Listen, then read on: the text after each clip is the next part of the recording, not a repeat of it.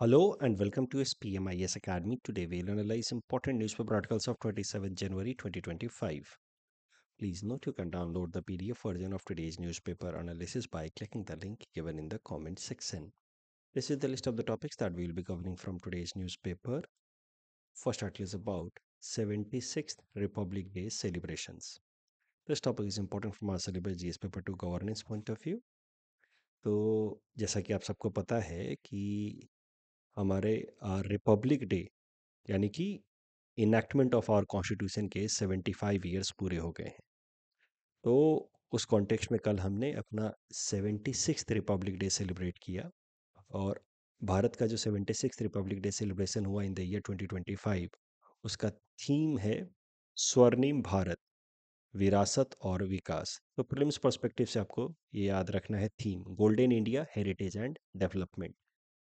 और जैसा हर साल होता है ट्रेडिशनल रिपब्लिक डे सेलिब्रेशन की एक परेड होती है ऑन कर्तव्य पथ। कर्तव्य पथ लगभग 3 किलोमीटर का स्ट्रेच है from Rashtrapati Bhavan to India gate. और फिर वो जो परेड है वो अल्टीमेटली रेड फोर्ट तक जाती है। तो ये हर साल का हमारा ट्रेडिशनल सेलिब्रेशन है जो इस साल भी किया गया। मैंने सैटरडे की न्यूज़पेपर एनालिसिस में भी बताया था आपको कि for year 2025 Republic day celebration के लिए जो स्पेशल गेस्ट हैं वो हैं इंडोनेशियन प्रेसिडेंट प्रबावो सुबियांतो। और चूंकि Indonesian president was special guest for the Republic day celebration of 2025, तो इसी कारण से पहली बार ऐसा हुआ है कि Indonesian contingent also participated in the Republic day parade. तो 352 मेंबर का एक इंडोनेशियन कंटीजेंट भी आया था। इंडोनेशिया से पहली बार ऐसा हुआ है कि कोई कंटीजेंट आया है भारत के रिपब्लिक डे सेलिब्रेशंस में पार्टिसिपेट करने के लिए। होता है कभी कभार ऐसा, जैसे पहले जब फ्रांस के प्रेसिडेंट हमारे चीफ गेस्ट थे रिपब्लिक डे सेलिब्रेशन के, तो उस टाइम में फ्रांस से भी कंटीजेंट आए थे। तो जब किसी दूसरे देश के हेड ऑफ द स्टेट आते हैं भारत के रिपब्लिक डे सेलिब्रेशंस में, तो फिर उनके साथ कुछ कंटीजेंट भी आता है जो रिपब्लिक डे परेड में पार्टिसिपेट करता है। इंडोनेशिया से पहली बार ऐसा कंटीजेंट आया है जिसने हमारे रिपब्लिक डे सेलिब्रेशंस में पार्टिसिपेट किया है। अब रिपब्लिक डे सेलिब्रेशन में एक सबसे इम्पॉर्टेंट हिस्सा जो होता है परेड के दौरान वो होता है टैब्लू। झांकियाँ निकलती हैं अलग अलग स्टेट्स यूनियन टेरिटरीज के कल्चर को रिप्रेजेंट करते हुए, साथ ही साथ अलग अलग मिनिस्ट्रीज या डिपार्टमेंट जो भारत सरकार की हैं उनकी अचीवमेंट्स को रिप्रेजेंट करते हुए।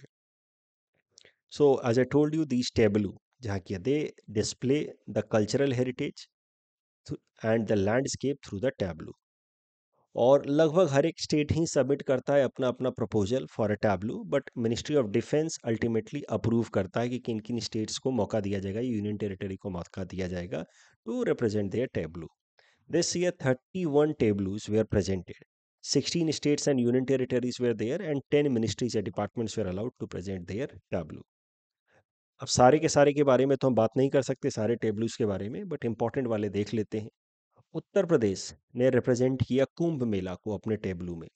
मध्य प्रदेश ने चीतास को रिप्रेजेंट किया अपने टेबलू में। आंध्र प्रदेश रिप्रेजेंटेड इटिकोपा बोमालू। ये एक तरीके का वुडन टॉय होता है जो नेचुरल कलर लैकर से बनाया जाता है और इसकी मदद से पपेट्री भी की जाती है। तो ये काफ़ी प्रोमिनेंट है इटिकोपा बोमालू। इसके ऊपर मैंने आज प्रीलिम्स प्रैक्टिस क्वेश्चन भी दिया है आपको।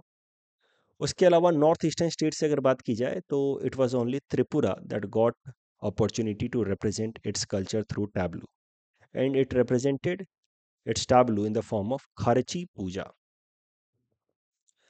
और साथ ही साथ अगर इम्पोर्टेंट टैब्लू की बात की जाए तो पहली बार ऐसा हुआ है कि इंडियन आर्मी, एयरफोर्स और नेवी ने मिल करके एक first tri services tableau represent किया। For the first time tri services मतलब हमारे तीनों जो आर्म्ड फोर्सेज हैं उन्होंने मिल करके एक टैब्लू रिप्रेजेंट किया ऑन रिपब्लिक डे सेलिब्रेशन, जिसका थीम था सशक्त और सुरक्षित भारत। इस टैब्लू में रिप्रेजेंट किया गया ज्वाइंट ऑपरेशन रूम जो इंडियन आर्मी, नेवी और एयरफोर्स मिल करके डेवलप किया, और वहाँ पे एक कोऑर्डिनेटेड तरीके से कम्युनिकेशन हो रहा है in the 3 wings of Indian armed forces. तो ये भी प्रीलिम्स पर्सपेक्टिव से आपको याद रखना है। अब चूंकि जो परेड होती है मेनली इस कर्तव्य पथ पे होती है, फिर आगे वो इंडिया रेड फोर्ट तक जाती है इंडिया गेट से होते हुए। तो कर्तव्य पथ के बारे में थोड़ा समझ लीजिए आप। ये राष्ट्रपति भवन से लेकर के ये जो इंडिया गेट तक का जो स्ट्रेच है, लगभग 3 किलोमीटर लंबा स्ट्रेच, ये कर्तव्य पथ है, सेरेमोनियल बॉलीवर्ड। इसको डेवलप किया था British designers architect Edwin Lutyens and Herbert Baker ने। आज़ादी से पहले इसका नाम था किंग्स वे। आज़ादी के बाद उसी का हिंदी परिवर्तन कर दिया गया, किंग्स वे को नाम बदल करके कर दिया गया राजपथ। बट चाहे किंग्स वे कहें या राजपथ कहें, it was representation of colonial realm only, and that is the reason why the government of India in recent time changed its name from Rajpath to कर्तव्य पथ। अब इसका नाम राजपथ ना होकर के अब इसका नाम हो गया है कर्तव्य पथ। ठीक है, और ये मेन एरिया है जहाँ पे फिर वो परेड होती है।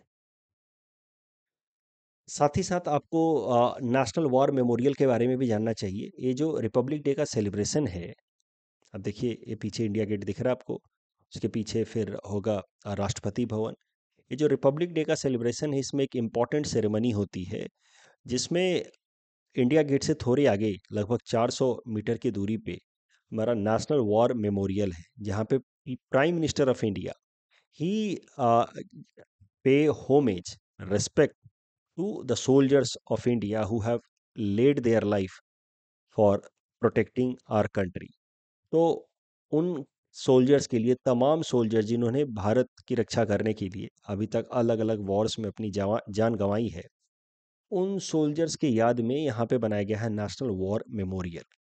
थोड़ा सा आगे इंडिया गेट से लगभग 400 मीटर दूरी पे ये नेशनल वॉर मेमोरियल 2019 में बनाया गया था। तो रिपब्लिक डे सेलिब्रेशन में एक इम्पॉर्टेंट सेरेमनी ये भी होता है जहाँ प्रधानमंत्री जी ही pays respect to the war heroes.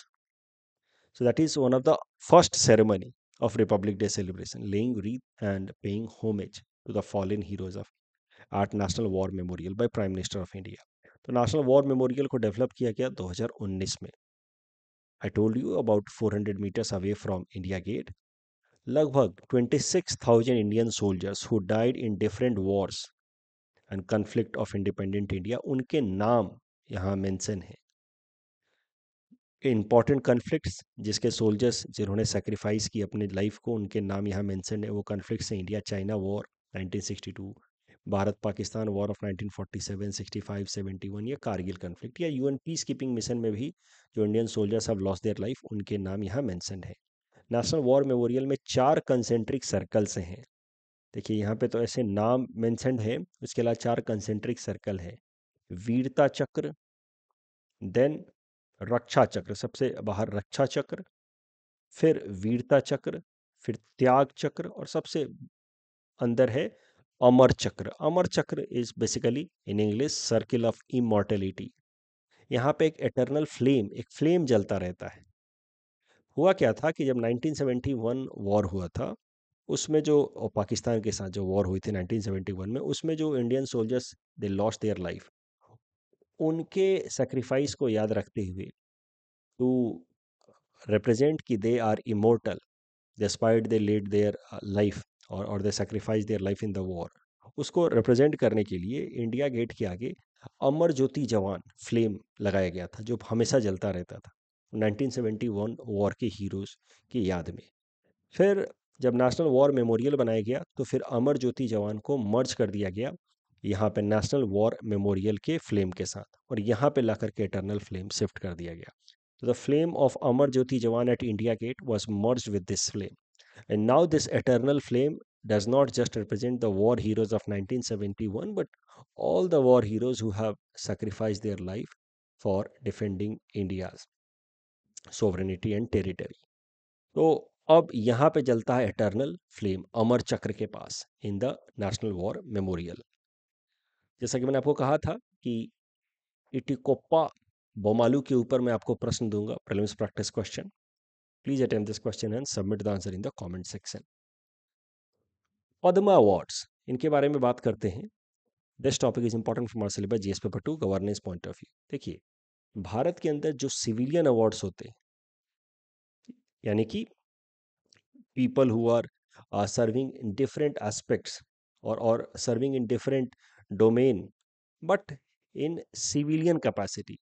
एक तो हो गई आर्म्ड फोर्सेस या पैरामिलिट्री फोर्सेस की कैपेसिटी में सर्व करना, एक होना सिविलियन कैपेसिटी में सर्व करना। तो सिविलियन कैपेसिटी में जो लोग अलग अलग तरीके से अलग अलग कैपेसिटी में सर्व करते हैं, उनके कंट्रीब्यूशन को रिकॉग्नाइज करने के लिए भारत में दिया जाता है सिविलियन अवार्ड्स। सिविलियन अवार्ड्स दो मेन कैटेगरी में है, Bharat Ratna and Padma awards. Bharat Ratna is the highest civilian award which is followed by Padma awards. Padma awards भी तीन, आप कह सकते हैं, नॉचेज में है। Highest is Padma Vibhushan, then Padma Bhushan, then Padma Shri. तो highest amongst the three is Padma awards में पद्म विभूषण। हर साल जो पद्म अवार्ड्स होते हैं they are announced on the eve of Republic Day. Bharat Ratna की बात करते हैं, then will come to the current news कि किन किन लोगों को इस साल पद्म अवार्ड्स दिए गए हैं। Bharat Ratna highest civilian award in the Republic of India. 1954 में इस अवार्ड को इंस्टीट्यूट किया गया था in recognition of exceptional service या performance of highest order. Basically ये अवार्ड दिया जाता रहा है तो people who have made exceptional contribution in the field of arts, literature, science and public service. But in the year 2011 इसमें बदलाव करके एक और प्रोविजन ऐड किया गया कि any field of human endeavour, किसी भी फील्ड में अगर आपने एक्सेप्शनल सर्विस प्रोवाइड किया है तो you can be eligible for Bharat Ratna award. ये जो प्रोविजन ऐड किया गया any field of human endeavour, इसी प्रोविजन को ऐड करने के बाद सचिन तेंदुलकर जी को भारत रत्न अवार्ड से सम्मानित किया गया। क्योंकि अदरवाइज क्रिकेट जो है वो इन किसी भी फील्ड में तो आता नहीं, आर्ट, लिटरेचर, साइंस या पब्लिक सर्विस में आता नहीं। सचिन तेंदुलकर जी को फिर एनी फील्ड ऑफ ह्यूमन इंडीवियर वाले प्रोविजन को ऐड करने के बाद भारत रत्न अवार्ड दिया गया। भारत रत्न अवार्ड के लिए जो रिकमेंडेशन है वो दिया जाता है प्रधानमंत्री जी द्वारा टू द प्रेसिडेंट। और एक नियम है कि किसी भी साल में 3 लोगों को ही मैक्सिमम भारत रत्न दिया जा सकता है।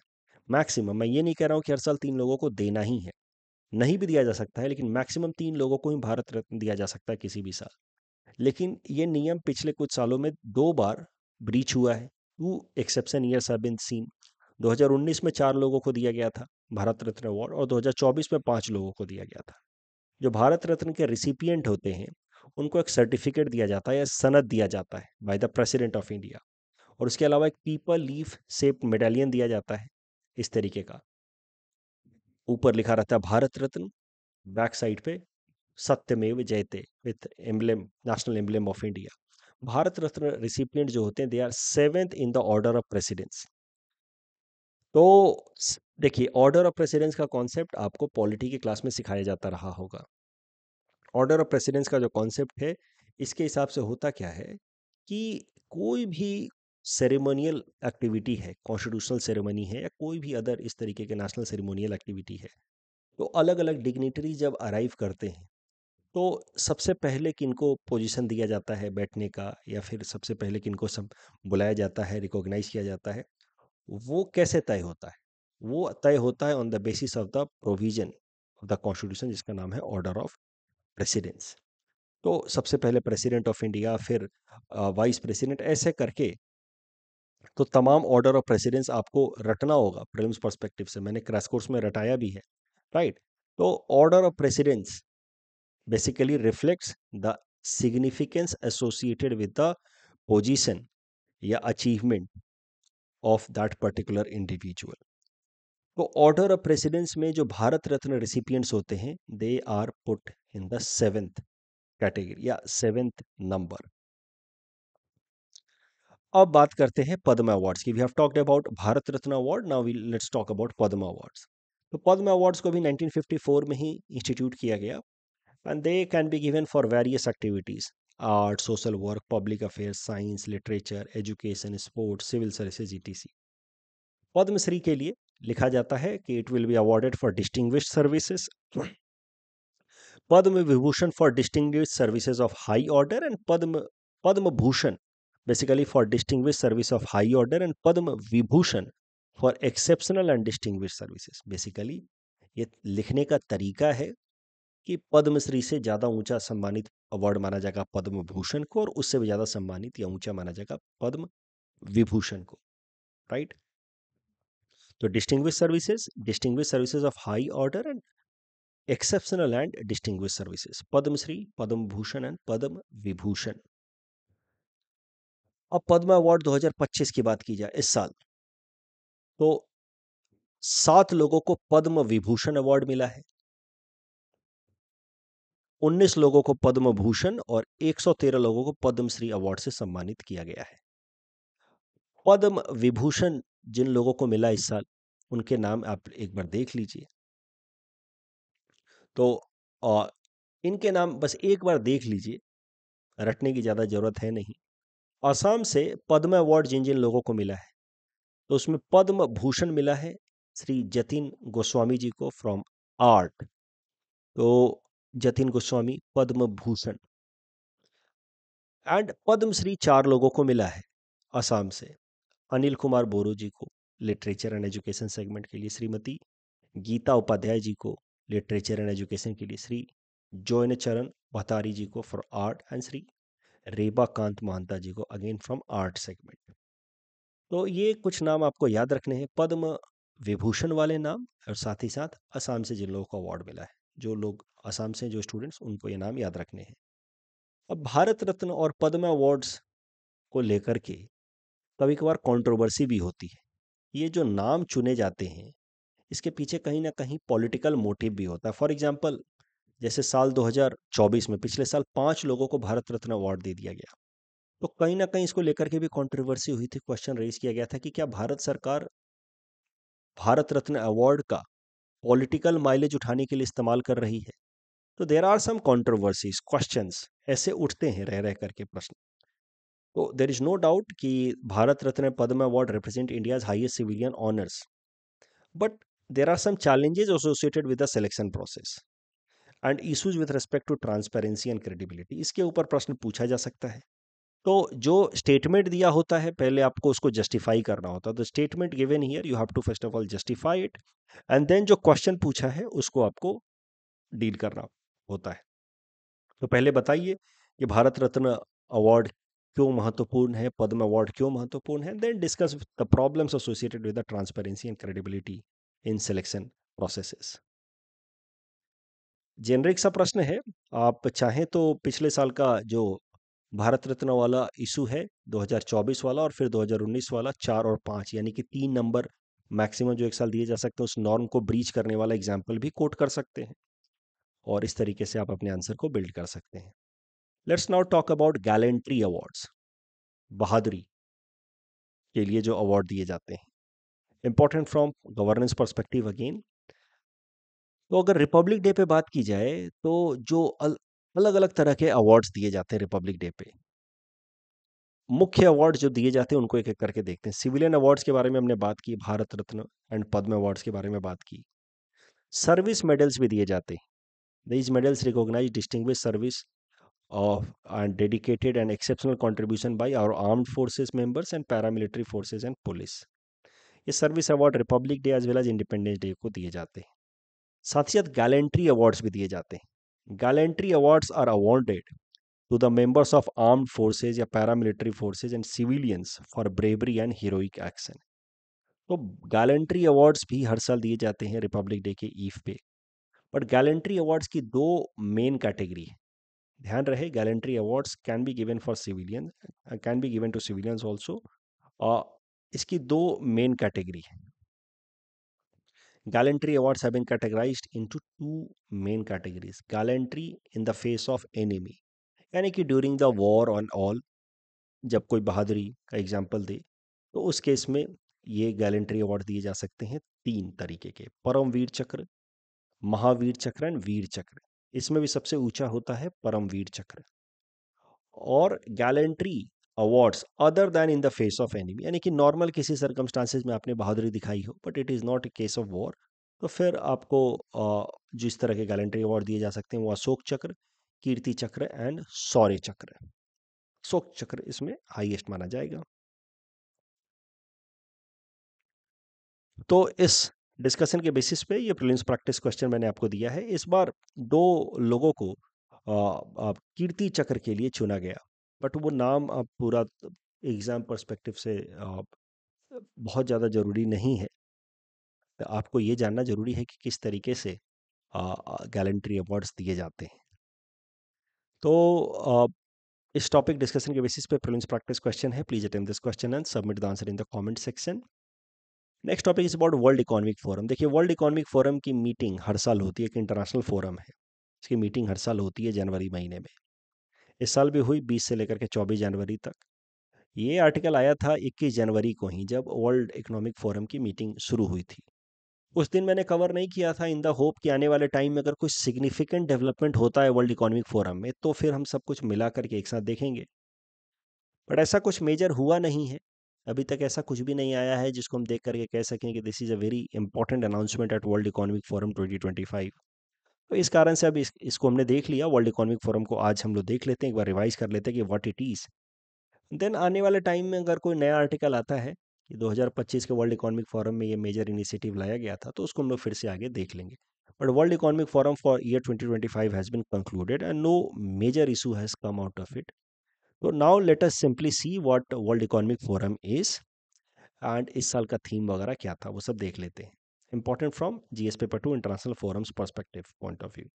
ये वर्ल्ड इकोनॉमिक फोरम आप कह सकते हैं कि एक इंटरनेशनल प्लेटफॉर्म है जिसको बनाया है एक जर्मन इकोनॉमिस्ट जिनका नाम है प्रोफेसर क्लॉस स्वाब।